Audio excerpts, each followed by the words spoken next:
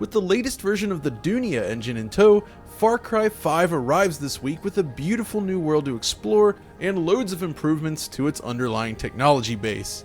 For today's video, we're going to focus solely on the PlayStation 4 version of the game, as that just happens to be the only version we have access to right now.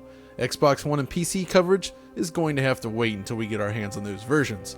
So, on this first look at Far Cry 5, we're going to explore some of its impressive visual features, check out its PS4 Pro support, and examine its performance.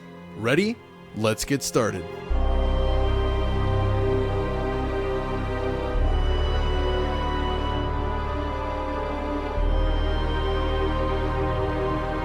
Right from the beginning, it's clear that Far Cry 5 is a beautiful game.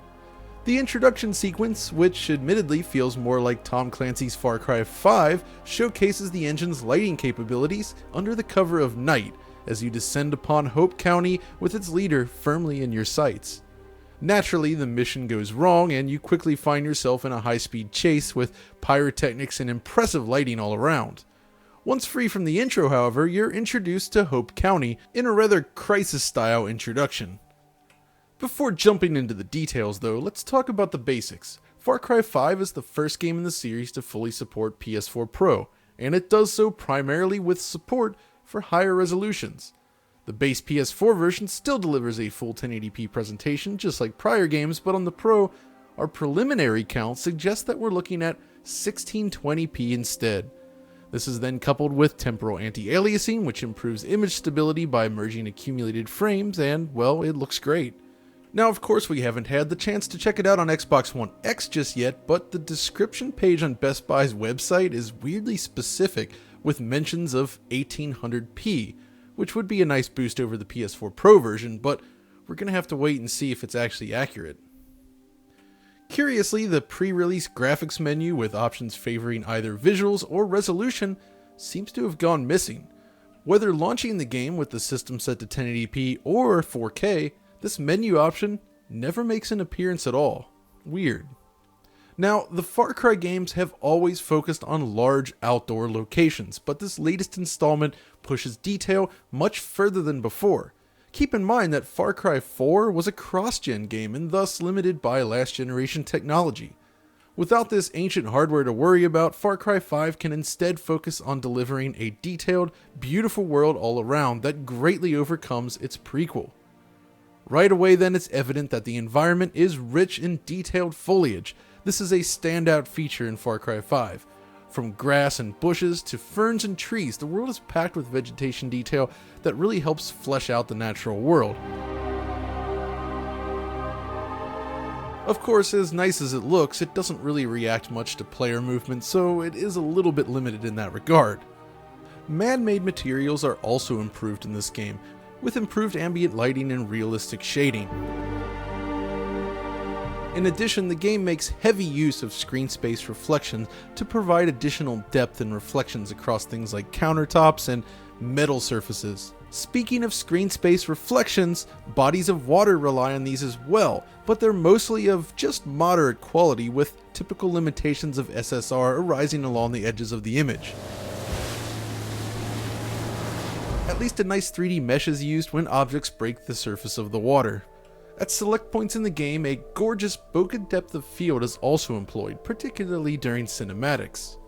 Of course, the depth of field applied to your weapon model is also rather tasteful. The view distance is generally excellent as well. The initial area is shrouded in a thick fog, but once this clears, the resulting sense of scale is impressive. You can see far off into the distance, and LOD management is generally handled well, so there's not that much visible pop-in while moving quickly through the world. This is especially evident when flying a plane across the countryside. The world below your plane always feels extremely stable. Now, the level of detail on a smaller scale is also excellent. Smaller objects and interior spaces are all extremely well designed and look great. Weapon models are detailed and well animated as well, while texture and surface detail is hugely improved over its prequels. That said, if you look closely, you might notice some of the detail drawing in based on proximity, which can be a little distracting. It'll be interesting to see if this can be improved on PC or Xbox One X. Then there's the explosions, of which there are many in this game. Smoke and fire particles are beautifully rendered and very well animated. And on top of that, fire propagation from things like flamethrowers does indeed appear to be present in the game, which is awesome. Another nice detail featured prominently in Far Cry 5 are the shadows. Shadow maps receive bokeh-like shapes when passing through forest areas, giving the impression of light penetrating the leaves of the trees. It's an effect we've seen before in other games, including Crytek's own Crysis games, but it works beautifully here. In fact, shadow quality in general is top-notch throughout. So yeah, overall, Far Cry 5 is quite a visual treat, and impressively, very similar between the base PS4 and the PS4 Pro. This is just a preliminary comparison here using a cutscene, but in general the two versions stack up really well against one another. The primary difference lies in resolution, which of course is higher on the PS4 Pro, enabling sharper, cleaner edges, but even the base system offers great image quality at 1080p.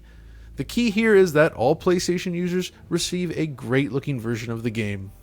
Which brings us to performance. Again, we're only just scratching the surface of the game here and only on PS4 Pro for now, but first impressions are very positive indeed. Take for instance this introduction car chase which occurs after the mission goes foobar.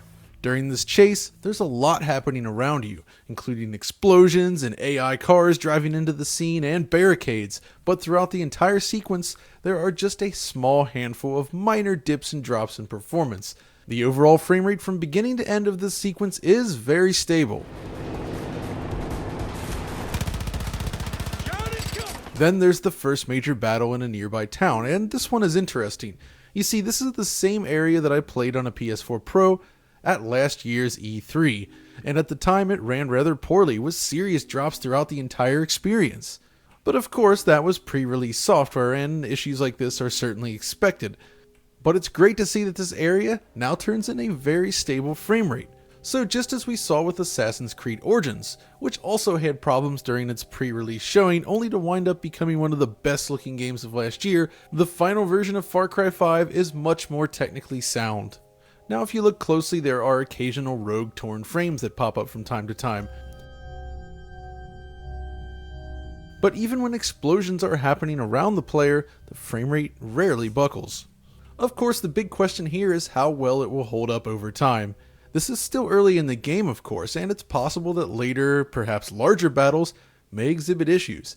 But the way I see it here is that this is a predominantly smooth game thus far, rather than one that regularly struggles to reach its target. The fact that it's been so stable thus far suggests that things should be pretty good for the most part.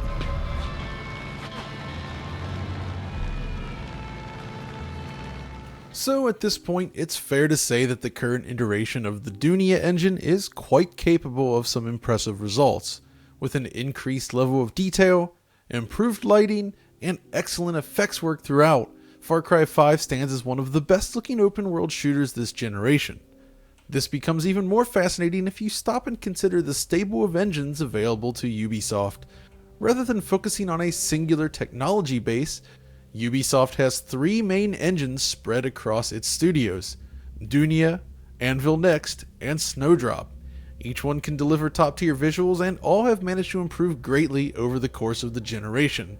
Plus there's the UbiArt engine which powered the recent Rayman games, and whatever the heck Beyond Good and Evil 2 is going to use. Either way, it's quite an investment on the part of Ubisoft, but it's difficult to argue with the end results here. Each of its latest games are striking, and all of them offer great performance across a range of platforms. Now before we go, I do want to take a moment to mention the support for HDR.